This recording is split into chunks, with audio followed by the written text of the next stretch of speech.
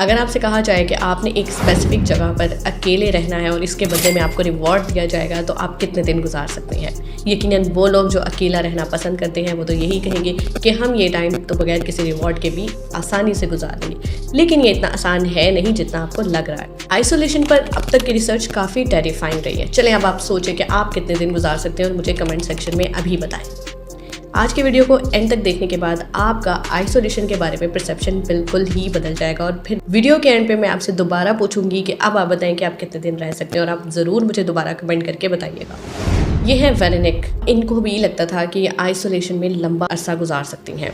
1988 में 111 दिन तक आइसोलेशन में रहने के बाद जब ये केव से बाहर आई तो ये एक वर्ल्ड रिकॉर्ड कायम कर चुकी थी और एक औरत के लिए आइसोलेशन में रहने के लिए ये सबसे लंबा वक्त था। जस्ट इमेजिन करें कि कैसा एक्सपीरियंस रहा होगा उसका। उसने बगैर किसी घड़ी के, बगैर किसी म्यूज़िक प्लेयर के इतना वक्त गुजारा। वो ना ही सनसेट देखती थी और ना ही सनराइज़ देखती थी, ना ही उसे टेम्परेचर का कोई अंदाज़ा था। जब उसने अपना टास्क कंप्लीट कर लिया और उसको लगा कि कुछ दिन तक सब नॉर्मल हो जाएगा, वो अपनी लाइफ में नॉर्मली जीना शुरू कर देगी, लेकिन कुछ भी ऐसा नहीं था। उसकी लाइफ अब बिल्कुल भी नॉर्मल नहीं रही थी। जो भी वेरेनिक महसूस कर रही थी वो बहुत अजीब था। जनवरी 1990 में इस एक्सपेरिमेंट का आउटकम इतना एक्सट्रीम होगा किसी ने नहीं सोचा था। वेरेनिक को केव में कोई घड़ी नहीं दी गई थी, जिसकी वजह से वेरेनिक का ब्रेन जो था वो खुद ब खुद सब सेटल कर लेता था। टाइम के उसके एब्सेंट होने की वजह से ब्रेन जो है वो आउट ऑफ ट्रैक हो जाता है। वेरेनिक की एक्टिविटीज को ट्रैक करने के बाद ये पता चला उसका लाइफ पैटर्न जो है वो काफी वियर्ड हो चुका है। वेरेनिक को टाइम का कोई अंदाजा नहीं था। वो 30-30 घंटे तक लगातार जागती थी और 18 से 20 घंटे तक सोती थी। उसने अपना एक्सपीरियंस शेयर किया कि वो साइकोलॉजिकली आउट ऑफ फेज जा चुकी है। उसको समझ नहीं आ रही कि उसकी लाइफ का पर्पस क्या है। वो अपनी रूटीन में सेट नहीं हो पा रही थी।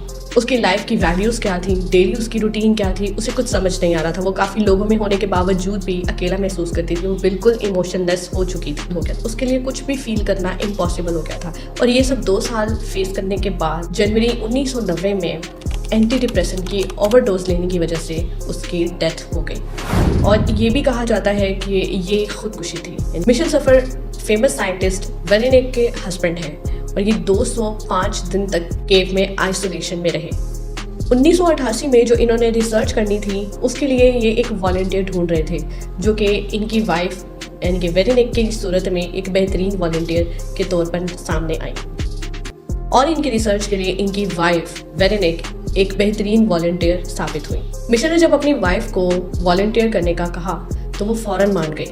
मिशेल जब केव में रहे थे तो उनके पास म्यूजिक प्लेयर मौजूद था, जबकि वेरेनिक के पास ऐसा कुछ भी नहीं था। सिर्फ और सिर्फ पढ़ने के लिए कुछ बुक्स उनको दी गई थी। अंडरग्राउंड टाइम का जो परसेप्शन होता है वो बिल्कुल अलग होता है। वेरेनिक को टाइम जबकि घड़ी नहीं दी गई थी, जिसकी वजह से उन्हें टाइम का अंदाज़ा खुद ब खुद लगाना था। पहले 10 दिन तो उनका जो स्लीप साइकिल है वो बिल्कुल नॉर्मल रहा, लेकिन उसके बाद बिल्कुल ही बदल गया। वो 30-30 घंटे तक लगातार जागती थी और जब सोती थी तो 50-50 घंटे तक लगातार सोती थी। ये एक्सपेरिमेंट काफ़ी चैलेंजिंग था। वक्त गुजरने के साथ साथ वेरेनिक को इमोशंस ऑफ गिल्ट का सामना करना पड़ा। उनका अपने हस्बैंड पर से ट्रस्ट बिल्कुल ख़त्म हो गया और वो केव को लेके बहुत ज़्यादा इमोशनल हो गई थी। ये आइसोलेशन का केस आपको बता सकता है कि सोशली एक्टिव होना हमारे लिए कितना ज़रूरी है। आप अंदाज़ा लगा सकते हैं कि आपकी ब्रेन हेल्थ के लिए इस तरह का आइसोलेशन का एक्सपेरिमेंट जो है वो काफ़ी एक्सट्रीम हो सकता है। और अब आपको ये भी अंदाज़ा हो गया होगा कि सोशल स्किल्स जो हैं वो आपके ब्रेन को काफ़ी एक्टिव रखते हैं।